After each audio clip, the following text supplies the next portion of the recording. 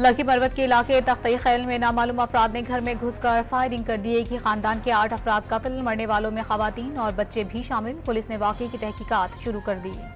कोहाट में Indus highway पर लाची टोल प्लाजा और चेक पोस्ट पर दहशतगर्दों का हमला, 3 पुलिस एहलकारों समेत 4 अफराद जाँ बहक।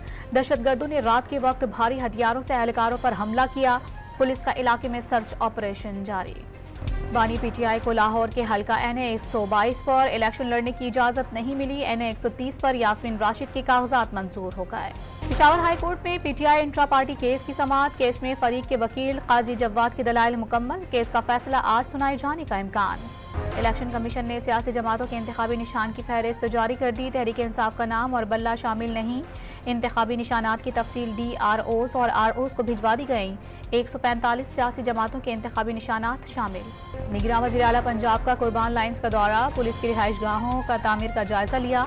31 जनवरी से कबल अपार्टमेंट्स के 3 फ्लोर मुकम्मल करने की डेडलाइन दे दी। देर तक काम करने पर मजदूरों को शाबाशी दी। कराची के लिए आज से 30 नई बसों का इजाफा होगा। वज़ीर आला सिंध नई बसों का इफ्तिताह करेंगे।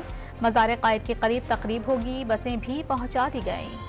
मौसम सरमा की 23 रोज़ा तातीलात के बाद पंजाब में सरकारी और निजी स्कूल दोबारा से खुल गए।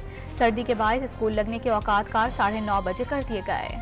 इसराइली फौज की गजा पर बमबारी, दीर उल बलाह और मगाजी कैंप पर हमले, 24 घंटे में 126 फलस्तीनी शहीद।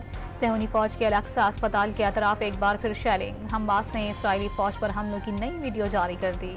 और हुकूमत पाकिस्तान स्टॉक एक्सचेंज के जरिए 400 अरब रुपए के इस्लामी बॉन्ड्स फरोख्त करेगी।